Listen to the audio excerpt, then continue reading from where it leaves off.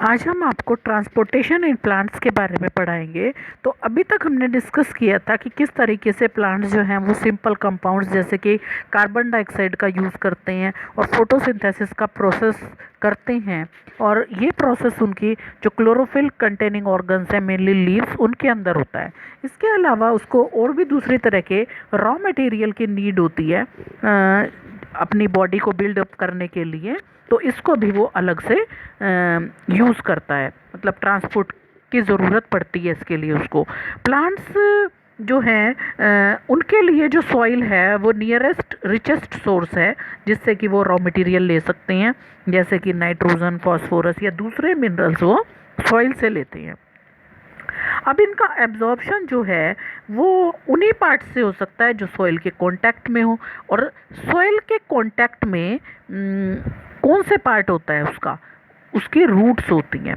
ठीक है, तो अगर सॉइल कंटेनिंग कंटैक्टिंग ऑर्गन्स यानी कि रूट्स और क्लोरोफिल कंटेनिंग ऑर्गन्स यानी कि लीव्स, उनके बीच का डिस्टेंस अगर छोटा है तो वो आसानी से उन बॉडी पार्ट्स में उसको ट्रांसपोर्ट कर देगा सिंपल डिफ्यूज़न से।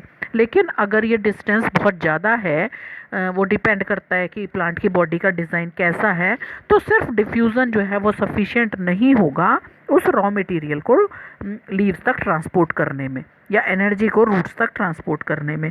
तब एक प्रॉपर सिस्टम की ज़रूरत पड़ेगी ट्रांसपोर्टेशन के, क्योंकि तब सिंपल डिफ्यूज़न जो है वो इनसफिशिएंट हो जाएगा।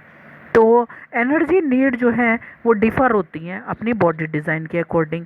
अब प्लांट्स न तो मूव कर सकते हैं और उनके पास एक लार्ज प्रोपोर्शन में डेड सेल्स होती हैं, जिसकी वजह से उनकी जो एनर्जी नीड्स है वो कम होती है और इसीलिए उनको एक स्लो ट्रांसपोर्ट सिस्टम की ज़रूरत होती है।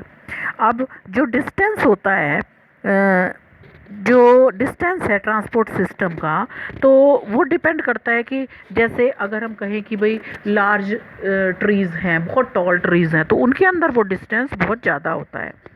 अब प्लांट ट्रांसपोर्ट सिस्टम की हेल्प से जो एनर्जी है जो लीव्स में स्टोर होती है वो ट्रांसपोर्ट होती है और इसके अलावा रूट से भी मटेरियल पूरी प्लांट बॉडी में ट्रांसपोर्ट होता है।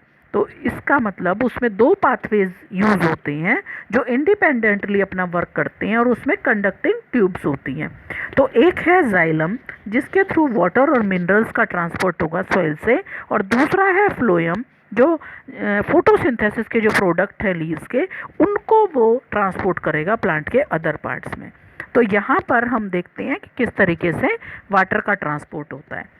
तो जाइलम टिश्यू के अंदर हमें पता है कि ट्रैकिड्स और वेसल्स पाए जाते हैं और इनका एक continuous system water conducting channel बन जाता है पूरी प्लांट बॉडी के अंदर, रूट्स से लेकर और लीव्स तक।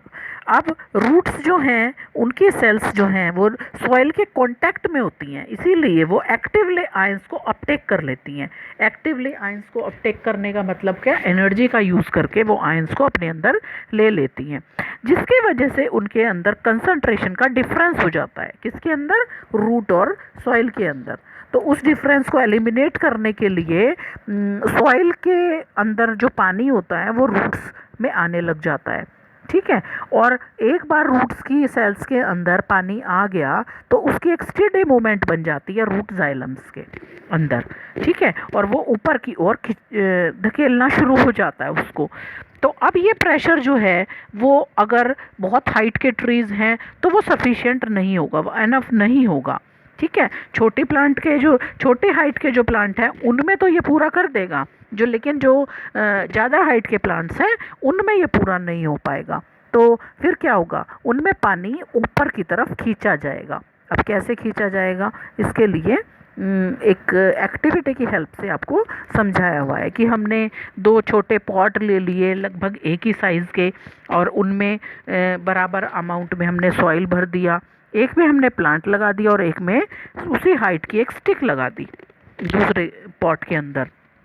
फिर दोनों तरह की जो सॉइल है उसको कवर कर दिया प्लास्टिक शीट से, जिससे कि मॉइस्चर जो है उससे इवेपोरेट ना हो सके, और पूरे के पूरे जो दोनों सेट्स हैं उनको कवर कर दिया और प्लास्टिक शीट से, और उनको ब्राइट सनलाइट में रख दिया 1 घंटे के लिए।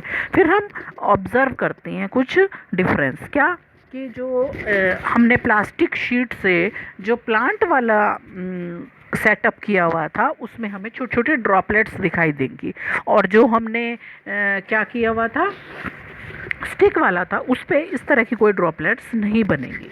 तो अब प्लांट का क्या है, अब इससे हमें क्या पता चलता है कि प्लांट को लगातार सप्लाई करनी पड़ती है हमें वाटर की। ठीक है, अब जो भी पानी हम उसको देते हैं वो स्टोमेटा के थ्रू जो है, जाइलम वेसल्स के थ्रू वो पूरी प्लांट में चला जाएगा।